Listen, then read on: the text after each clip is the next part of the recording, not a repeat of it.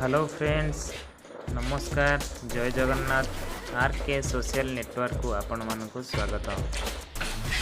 Friends, आज आम गोटे बहुत ही बढ़िया टेक्निक विषय रे कथा आलोचना करने को जाऊँगी, जहाँ आमर जो भाई माने मार्बल रिलेटेड काम कर वर्क प्लेस अच्छा से आज गोटे बहुत ही बढ़िया ट्रिक नहीं आसी।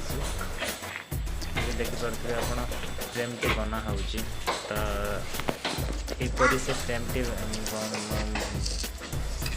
बनवा पड़ था, जहाँ मार्बल आपणकर जिते पीस काटिले भी किसी प्रोब्लेम हेनी कि कौन बैंड भी रही कौन धार तार जो जॉइंटा जो आपणकर जॉइंटा प्राय जॉइंट गुड़ाक ठीक आसना था। जब कटारे जब कौटी भूल थी आपणकर जॉइंट भी ठीक आसबनी। तो से जो फ्रेम टी आपण मैंने देखुं तो से फ्रेम जरिया आपण मैंने मार्बल गुड़ी को पूरा स्क्वायर बा सबू चारि पार्श्व गोटे सामान हिसाब से आप काटिपारे। ता छड़ा जो भाई आमर देखुं कणटा को बर्तमान फास्ट एटा देखिए चारि साइड रू मसला देकी फ्रेम टे एकदम पूरा स्ट्रॉन्ग कर दिया जाए, जोड़ा बिल्डिंग शेष पर्यंत काम शेष पर्यंत भी ये फ्रेम टे आपण मानक सहयोग करता है। तेणु आपण मैंने चाहिए भी एमतीका फ्रेम गोटे बन निजे माने स्क्वायर मार्बल को आपण मैंने भी काटिपारे। बहुत ही बढ़िया ट्रिपटे जोटा कि सबू मार्बल भाई मान को बहुत यूजफुल हम, जोटा कि काम लगे। तेणु आपण मैंने भी ट्राए करूँ, चेष्टा कर एमती भी आप फ्रेम बन पारे जमी आमर मिस्त्री भाई मैंने बनाऊँच आपण मैंने भी सेमती बन पारे। तो देखिए आप जो साइड्रे लगागला गोटे आड़ुआ जो लगाई तार 4 ରୁ 5 इंच आप स्कार्टिंग लगे जो साइड्रे से जस्ट गोटे माने क्रॉस माने साइड को बाहर की न जावाई गोटे माने बॉर्डर परीक्षा गोटे ठिया करके दि जाए, जोटा कि देखिपे आप साइड्रे मसला भी जाम दि जाऊँगी जमी सेटा जमी काटला बेले मार्बल काटला बेले जमी बाहर को न आसो कि फ्रेमटा न हल। तो से साइड रू मसला भी भल भाव दि जाऊँगी। देलापर एपटे जमी दिज्व सेपटे भी सेमती मसला दिज्व देलापर जहाँद्वारा से फ्रेम टी आपंकर पूरा फिक्सेबल हो जाए से हली न थाए।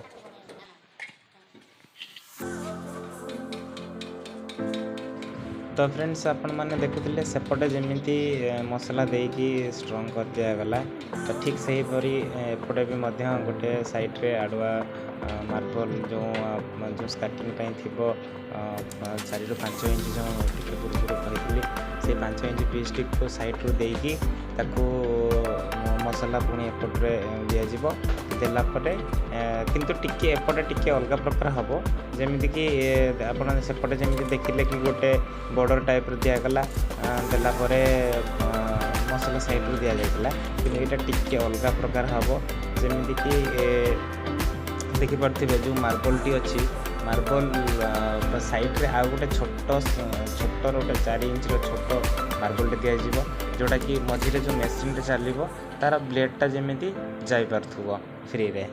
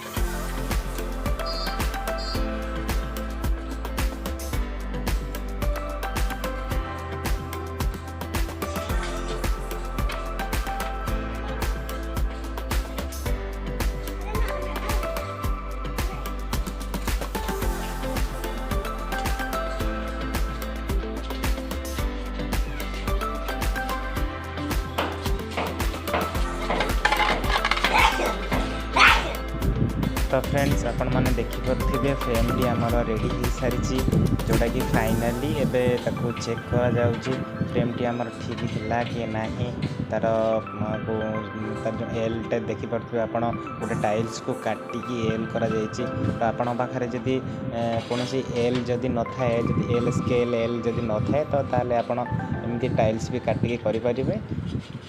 तो चेक सरला परे तापरे देखिबा फाइनली आम मिस्त्री भाई कौन कहउचंदी।